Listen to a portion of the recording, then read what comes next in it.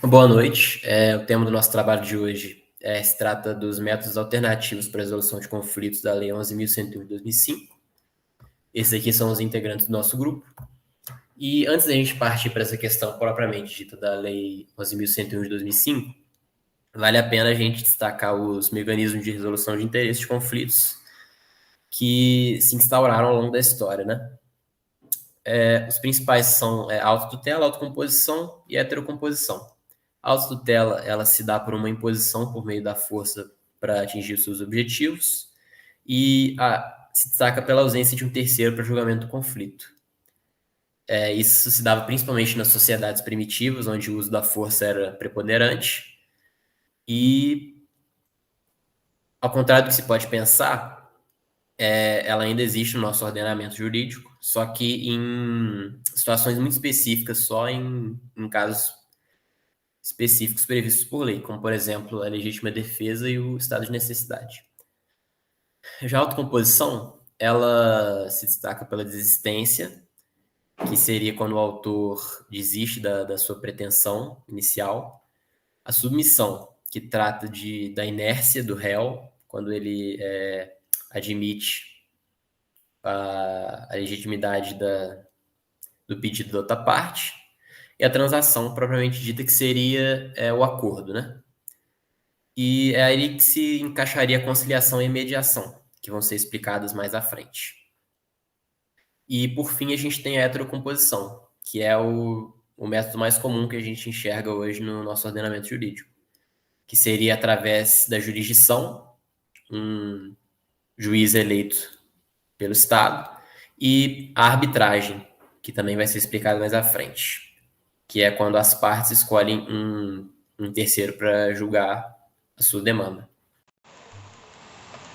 Qualquer conflito, seja ele familiar, comercial, trabalhista, a escolha para poder sanar esse conflito pelo poder judiciário nem sempre é a melhor, principalmente em relações empresariais que têm longos prazos, alta complexidade.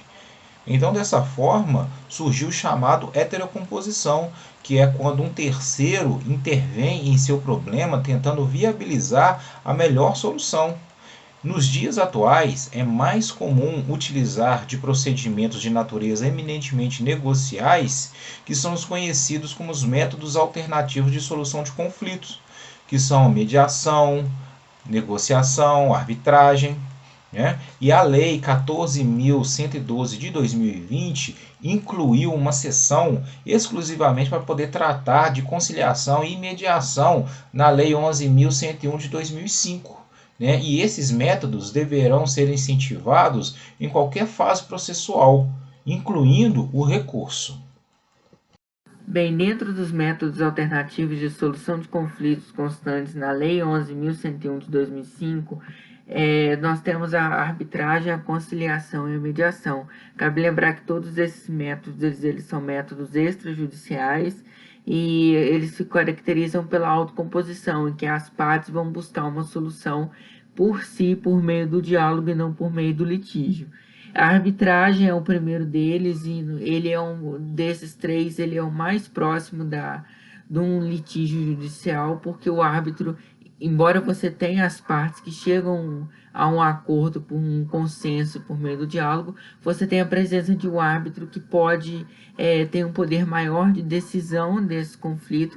Ele pode admitir um laudo arbitral, que tem um poder de um status de título executivo extrajudicial e uma das partes depois poderá ingressar com esse título dentro com um processo judicial de execução. Já a mediação, ela é um processo completamente autocompositivo, em que as partes chegarão por si próprias a uma solução. E o mediador ele não pode determinar ou mesmo sugerir uma solução. Cabe a ele apenas orientar as partes num processo de negociação para chegar a um acordo.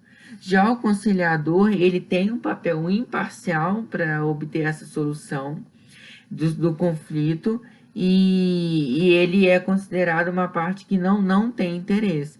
No entanto, ele pode apresentar algumas soluções ou algumas propostas de solução para o conflito. De todo modo, ele não pode emitir um lado arbitral e nem uma decisão que sirva como título executivo extrajudicial. Do ponto de vista coletivo, a gente optar por meios alternativos de solução de conflitos, por conseguinte, evitando a judicialização, ela traz inúmeros benefícios. Para começar, a economia gigantesca no orçamento público. O Brasil gasta hoje 1,3% do PIB no judiciário, enquanto a nossa vizinha Argentina gasta cerca de 0,1%, também segue nessa linha de gasto os Estados Unidos, a Inglaterra, muito no tocante também da eficácia jurídica. Isso traria benefícios gigantescos nesse sentido. E também, acho que talvez pouco citada, mas a segurança jurídica do país também.